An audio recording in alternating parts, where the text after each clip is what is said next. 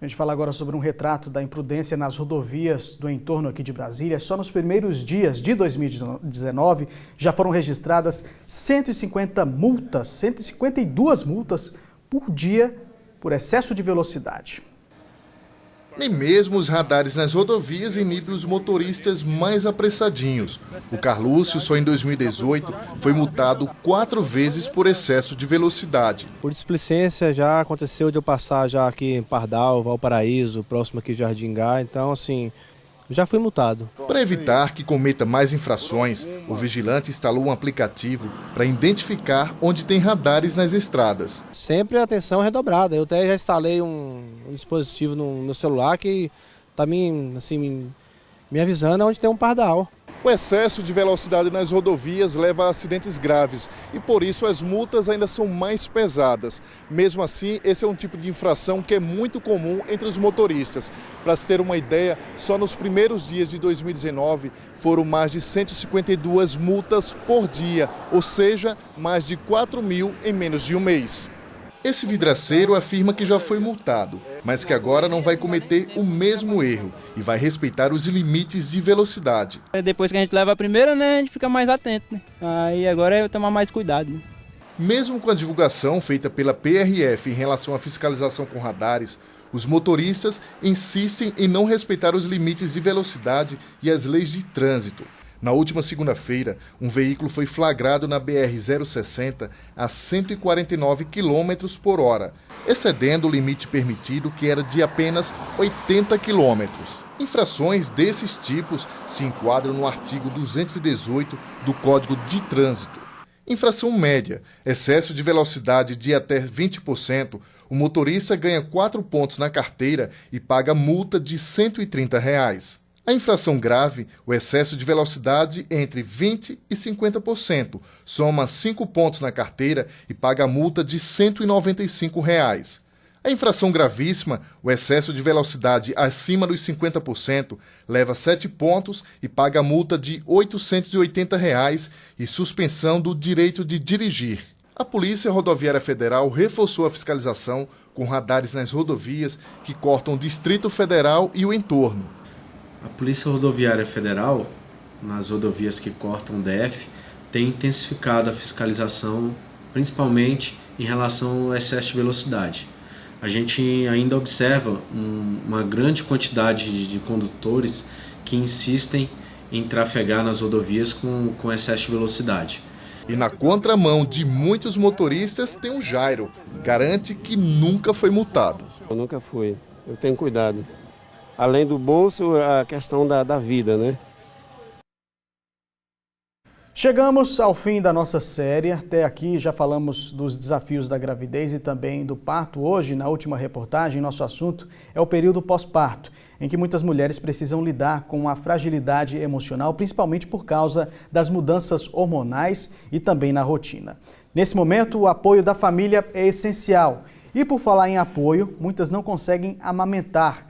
E aceitar, ajudar de quem entende o assunto pode resolver. Aceitar essa ajuda, né, pode resolver esse problema. Você vai ver agora na última reportagem da série Nasce uma Mãe.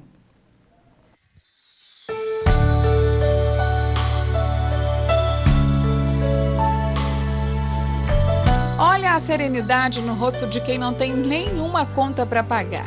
Quem vê essa fofura de bebê, nessa tranquilidade toda, não imagina que o figurinha aí, chegou botando banca e mudando a vida de todo mundo em casa.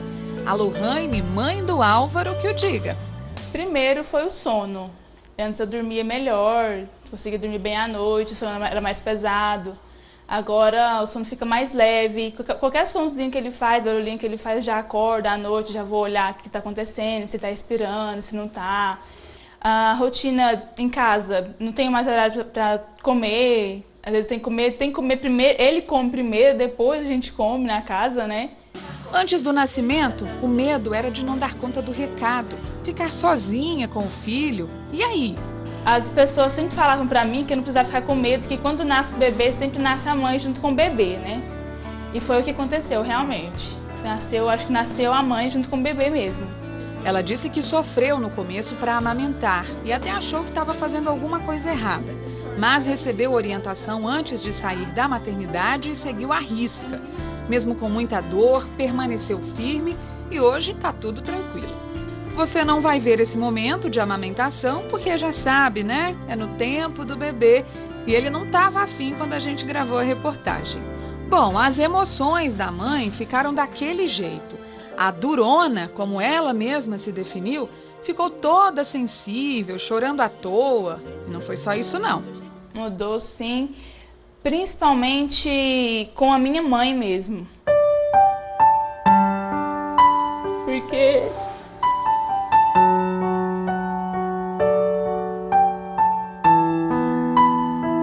ela sempre me falava, né, que depois, quando eu fosse mãe, eu ia entender por que o cuidado, por que a preocupação, por que da cobrança, né? Então, assim, agora como mãe, né, eu pude entender melhor o que ela falava, por que essa preocupação, tentei ficar mais compreensiva, mais, né? Porque antes eu era muito explosiva, muito nervosa com ela. A maternidade, ela me fez ver o mundo assim diferente, as coisas diferentes, né? Me mudou bastante nesse sentido, porque eu precisava, né? Eu precisava muito. Parece que a maternidade fez nascer uma nova filha também. E o detalhe dessa história aí é que a mãe da Lohane é a minha mamãe. Sim, nós somos irmãs e ficamos grávidas quase que ao mesmo tempo. Tivemos o privilégio de gerar 2 vidinhas e compartilhamos tudo.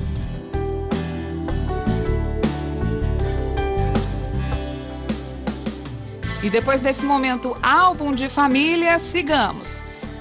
Essa psicóloga disse que a fragilidade das emoções no puerpério, que é o período do pós-parto, é natural e que as mamães precisam acreditar que tudo vai passar.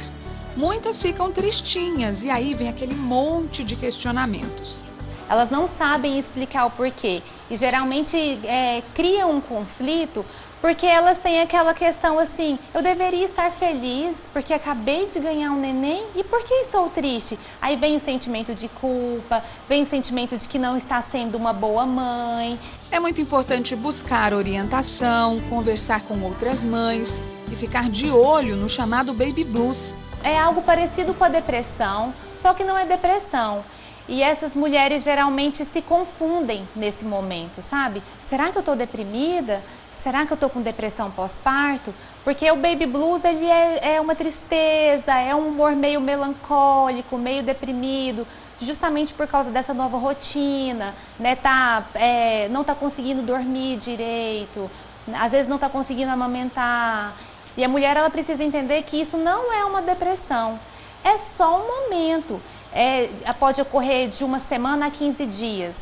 Se ultrapassar isso, aí precisa voltar um olhar mais atento, que pode passar a ser uma depressão. E temos mais um rostinho sereno. Olhando para essa cena tão linda de troca de amor entre mãe e filha, não dá nem para sonhar que a Bruna sofreu para conseguir amamentar, né? As primeiras mamadas da Maria Antônia foram um sucesso.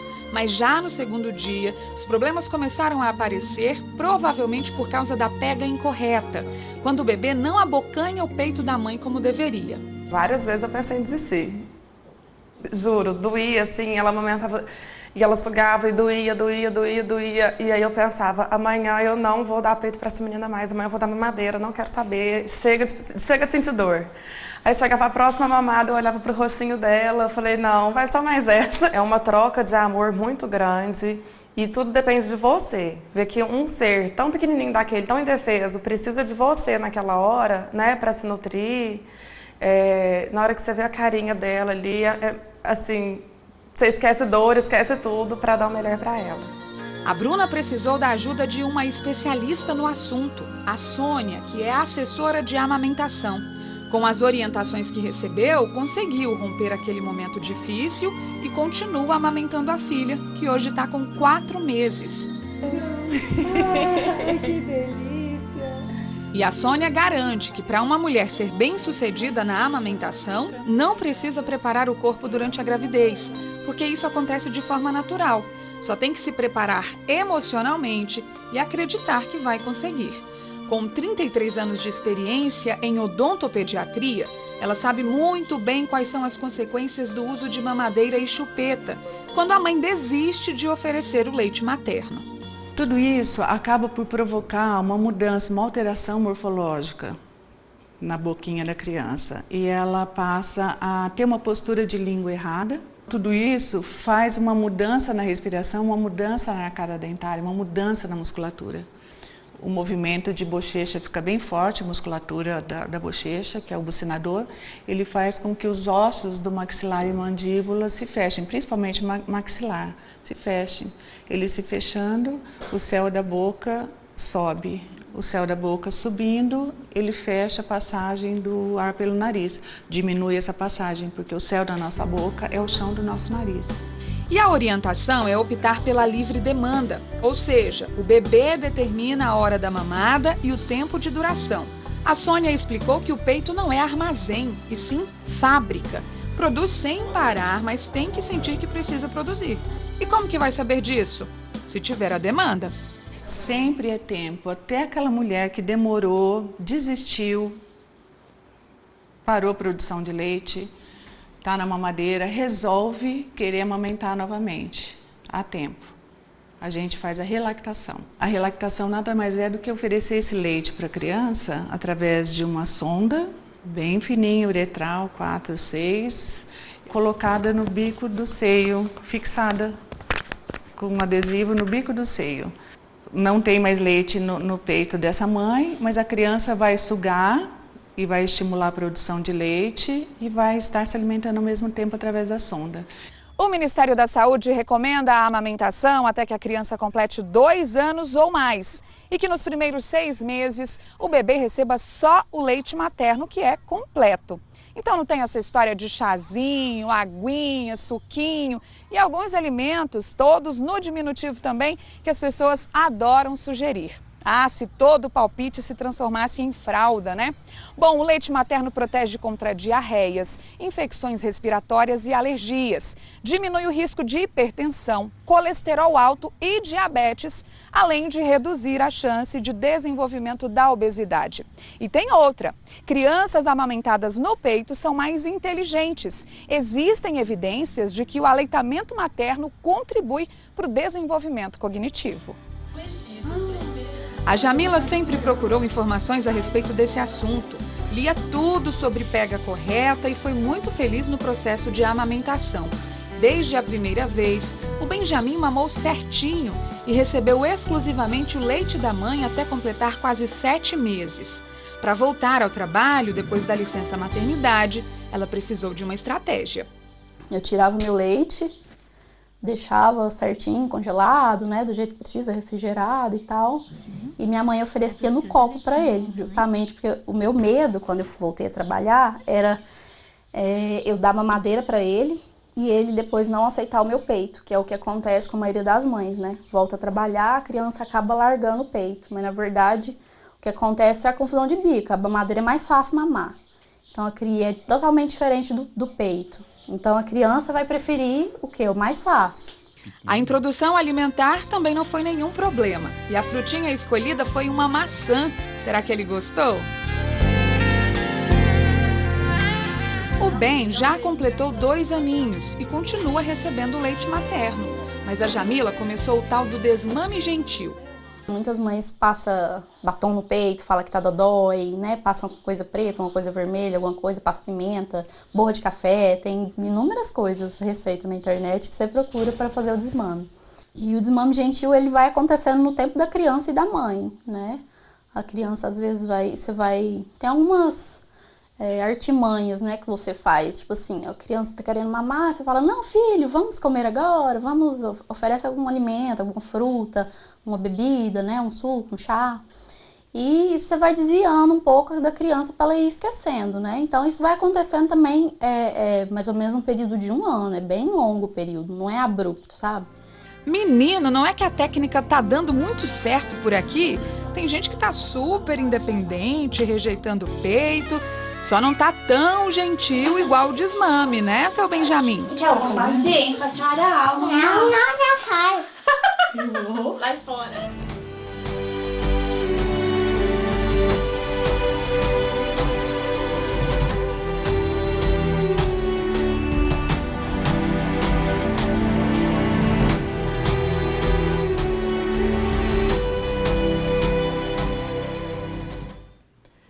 Meio-dia e 49, veja a seguir, começa hoje o pagamento do IPVA para carros com placa final 1. Voltamos em instantes.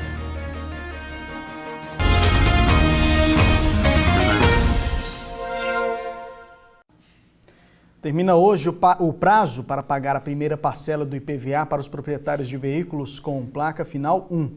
A segunda parcela deve ser paga em 25 de fevereiro e a terceira em 27 de março. O contribuinte tem ainda a opção de pagar o imposto em parcela única no dia 27 de março. O IPVA de 2019 teve redução média de 3,2%, de acordo com a tabela de preços da FIPE.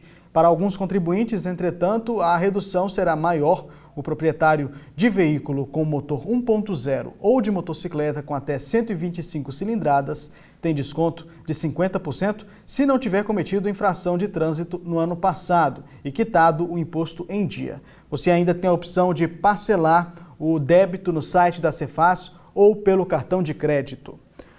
E olha só essa notícia, tem novidade para os alunos das escolas estaduais. Além do hino nacional, a partir de agora eles vão ter que cantar também o hino de Goiás, pelo menos uma vez por semana. É o que determina um decreto publicado hoje no Diário Oficial. Eu venho nessa igualdade, conseguimos conquistar com braços fortes. Em teu reino, ó liberdade. Teu reino? Sei lá. Em teu seio, ó liberdade, desafio nosso peito à própria morte. E por aí vai, o nosso hino nacional brasileiro. Uma lei federal de 2009 já obriga escolas públicas e privadas a executarem o hino nacional brasileiro pelo menos uma vez por semana. Mas essa cantoria não faz parte da rotina de grande parte das escolas aqui em Goiás. E agora, com o decreto, será que isso muda? O novo decreto, publicado hoje no Diário Oficial do Governo do Estado, reforça a lei federal e manda as escolas públicas de ensino fundamental executarem também o hino de Goiás. A regra é a mesma, pelo menos uma vez por semana. É importante a gente trabalhar o hino nacional, mas também é fantástica a ideia da gente trabalhar o hino do estado de Goiás. Afinal, nós somos todos goianos. O hino de Goiás é uma novidade pra gente, mas logo a gente pega. Mas, por enquanto, ainda precisam de uma ajudinha. Tem que ter uma colinha aí ainda? O tamanho da colinha. E o refrão? Terra querida, canto da vida, recanto de paz. Não tá dando ainda? Não. Vamos treinar mais um pouquinho? Vamos. Terra querida, fruto da vida, recanto da paz. Cantemos aos céus, regência de Deus, louvor, louvor a Goiás. Ótima tarde para você, até amanhã. Tchau.